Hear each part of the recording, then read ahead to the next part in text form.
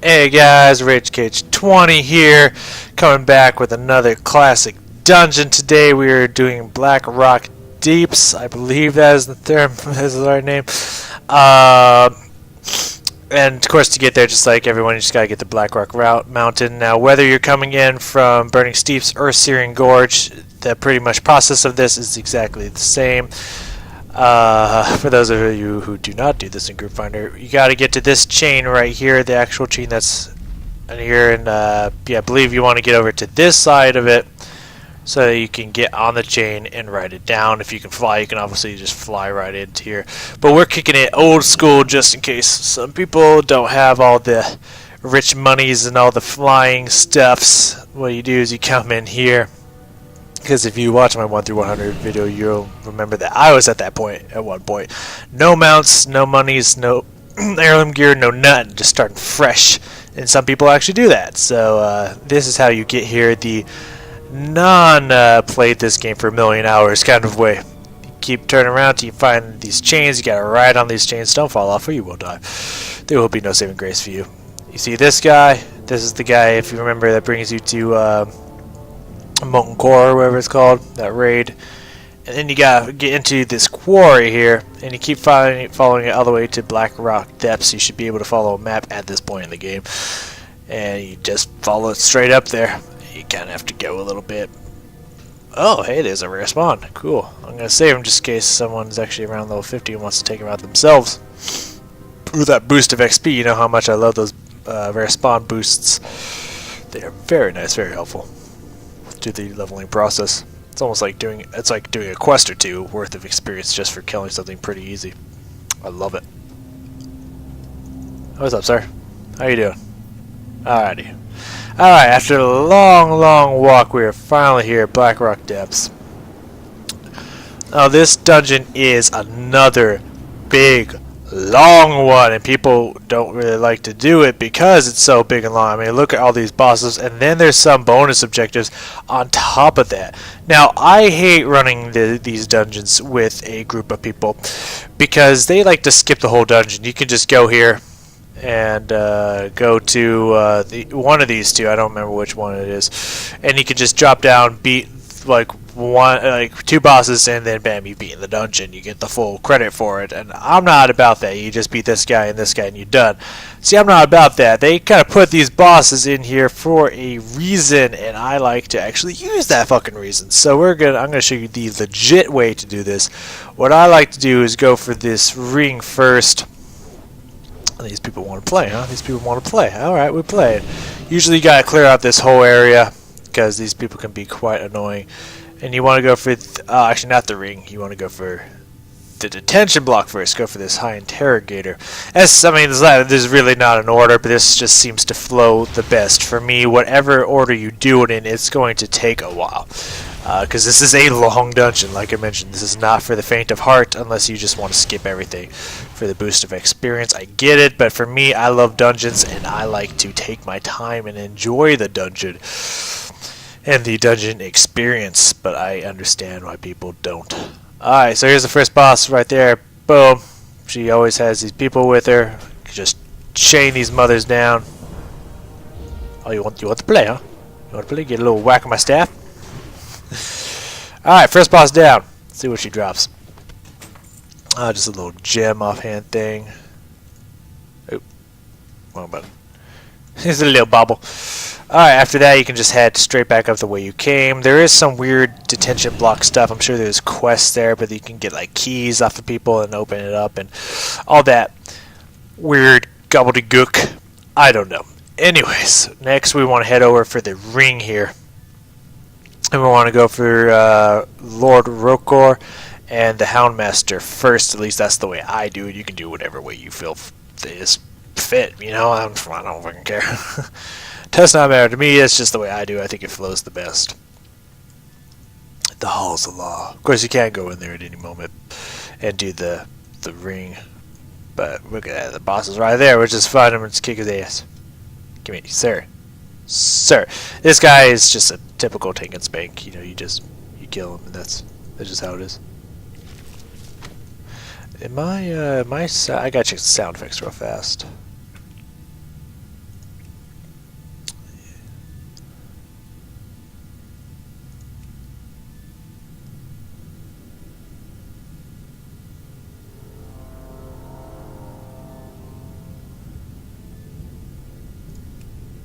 Yeah, the sounds are on. Okay, it's just quiet. It was just quiet. I didn't hear that shock. It's kind of weird. So right when you get by his picture, there'll be a little entrance here. He's just chilling with some of his hounds. He, as well, is just a tank and spank, like most dungeons are. Except for you usually pull all these hounds with them, but they're not elites, so it's not really a big deal. You can just AoE them down. See what he dropped. He dropped this nice intellect cape. At least nice for the level. It is. And then we want to head back over here. We don't even have to deal with this half of the circle. Just head right back up to where you saw this little blip entrance here, and we can do the Ring of Law. The Ring of Law, I believe, or at least I believe that's what it's called. Yeah, Ring of Law. I believe the boss is random. It could be like one of 3 different bosses, I think, but I don't know. I think, hell if I know. But you just come into the circle. He's gonna talk to you. And I believe he's gonna lock the door once one of the doors opens.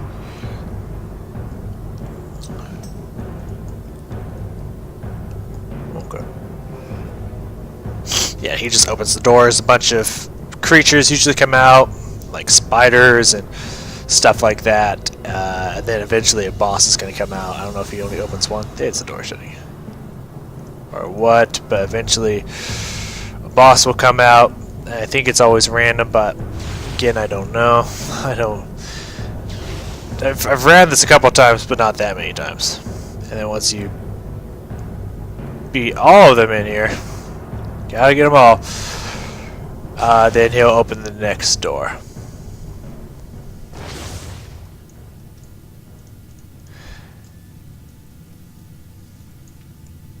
I think, yeah. Okay. I guess he's trying to like sentence us for crimes against killing all his comrades and shit. I mean, whatever. Like, I even care. But I believe the second one always opens the boss. Yeah, I have not fought this one before, or at least not in a long time. But yeah, I think he opens one door and then a boss, and then that's, once you've killed the boss, you're done with the Ring of Law. Which you'll realize that by the door opening. I think there's something up in there, but I can't recall. But I don't think it's important right now. Now we're going to go for the big rock monster over here, because I believe that's the closest way to getting to the next section of the dungeon. I believe that's where it starts to get tricky, but I don't remember.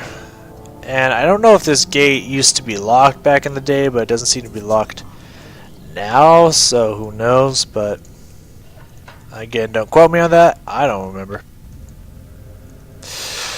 But yeah, once you come out here into the highway, you just walk straight over to them. Of course, you gotta kill all the, well, most of these mobs. Usually you just want to clear a side that you can head back in, so you don't have to take both sides. But you definitely want to take these people and Elemental standing in the middle here.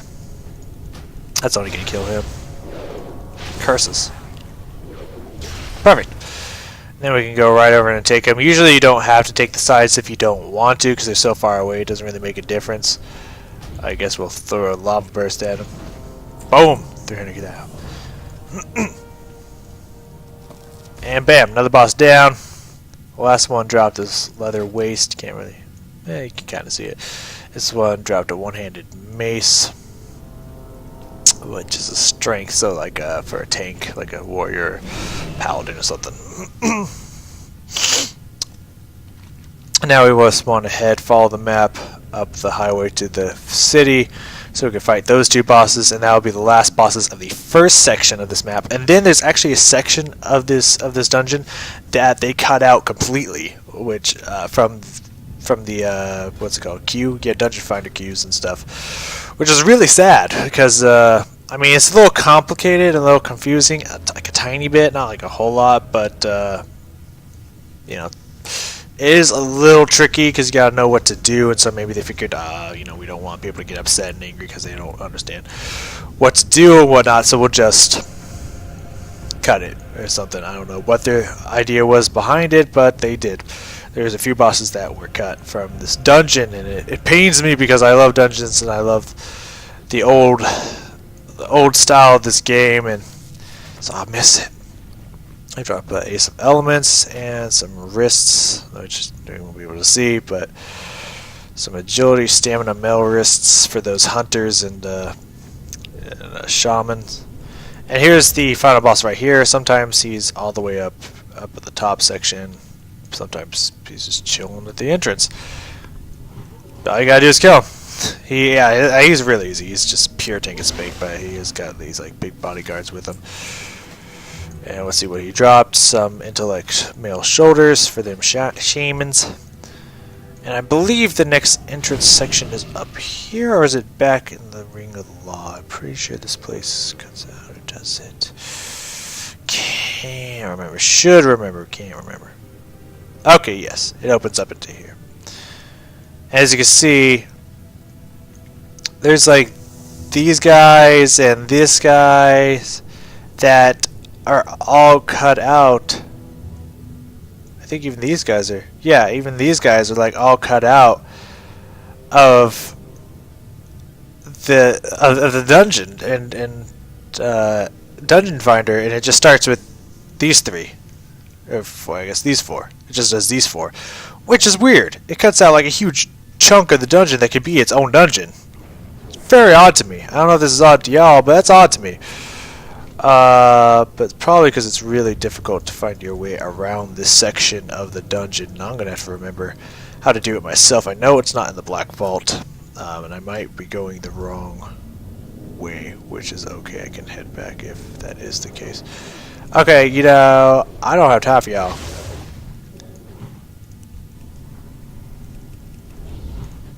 Okay, you dead? Is there another one?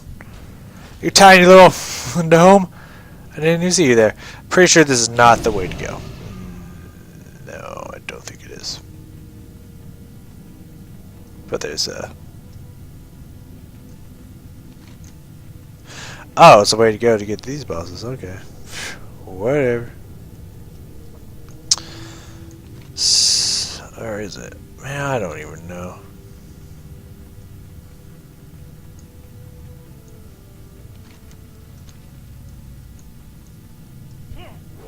Alright, so here's one of the optional bosses. I believe he's an optional boss at least.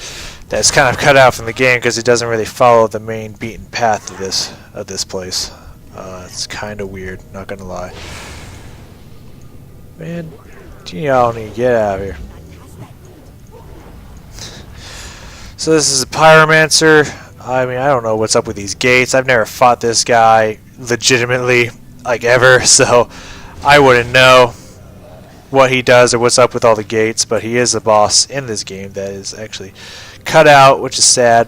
All I dropped was a wand, so you didn't really drop that much. And I'm gonna go find the other bosses. Oh, here's to the top of the Ring of the Law.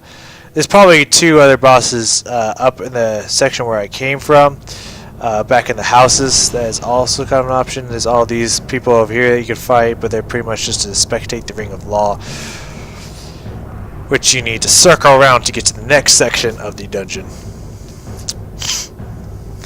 Howdy, y'all. Yes, this is familiar to me. This is what I'm looking for. So, once you've circled around the Ring of Law, like I mentioned, there's these two guys back there that I didn't fight, that you could have fought, but I chose to skip because they are, of course, optional bosses and optional objectives and whatnot. But yeah, once you've circled around the Ring of Law, now you need to get this small little section over here that's connecting this guy and this guy right here. You need to get that open because if you go that way, it is closed. The way to do that, I believe, is you come down here and you knock this thing, this lock around.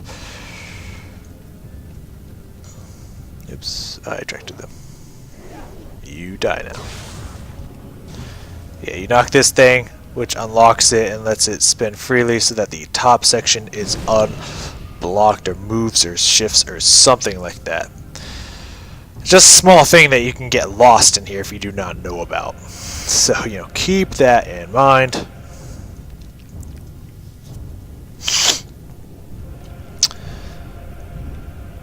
Yeah. Otherwise, this door right here, this section, would be locked and shut and you can't get through here. You need to flip that thing so that this will open up so you can head right through to the next section of the dungeon. Which I guess I get and understand why they took these parts out. Why are you just standing there, dude?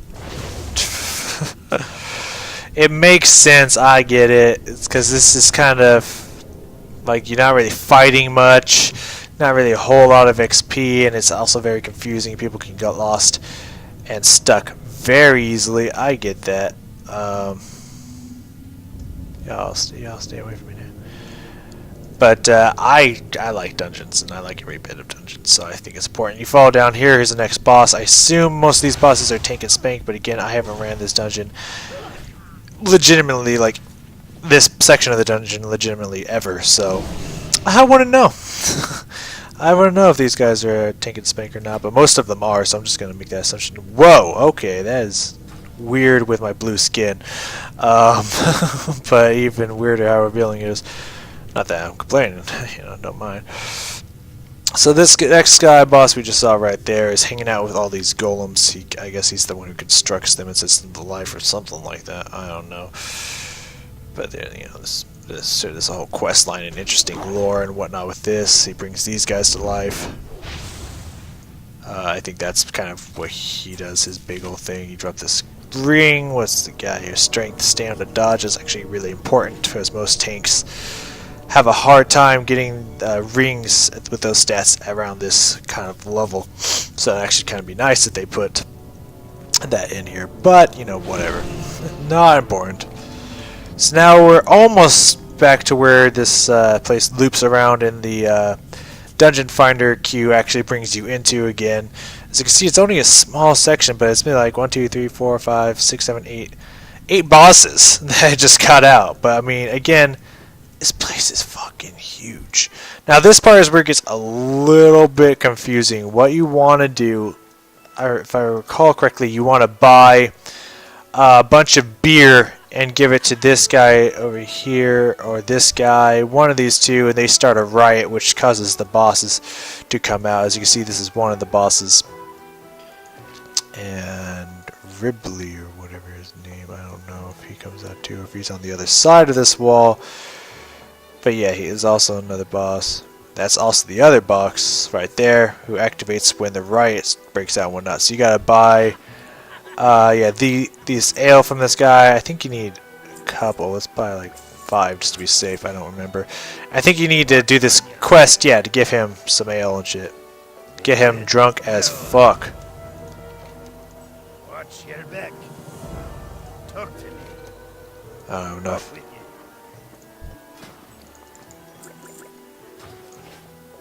You got my attention. Be good. Here there. Assume it's until... Watch your back. There we go. And you get him drunk enough. And he starts a fight and a brawl and all that good stuff, which gets everybody to attack you, by the way. But they're not elites, so it's not that big of a deal. You just kind of wait for this part out. This is kind of creative, unique, and kind of cool, you know? I don't remember what this guy does.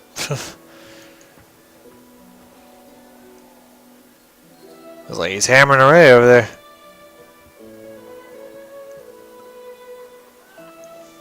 That's property damage. None shall pass. As you can see, that guy's bad now. And I think once you kill him... Does everyone turn against you? Oh, he knocks the door open or something. So I don't know how to get this guy to... Oh, you can just kill him. Which makes people mad. So I guess technically you don't have to fight him. But, you know. People get mad at you when you do. I guess he doesn't really drop really boss kind of looking items anyways.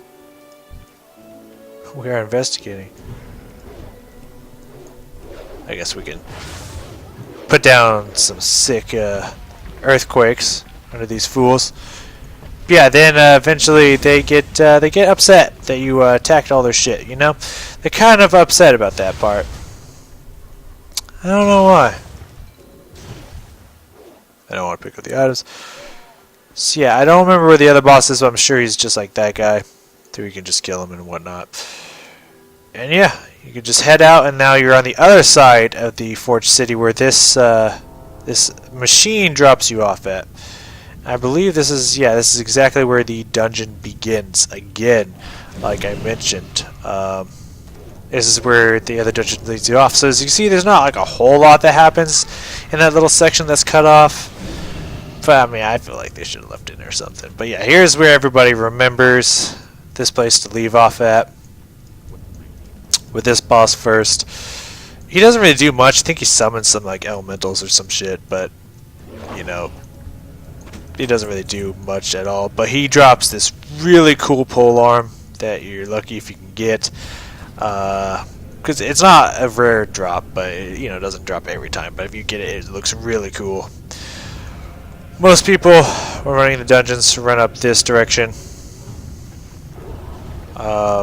You are not on my little platform, are you? So you can skip most of the mobs down there.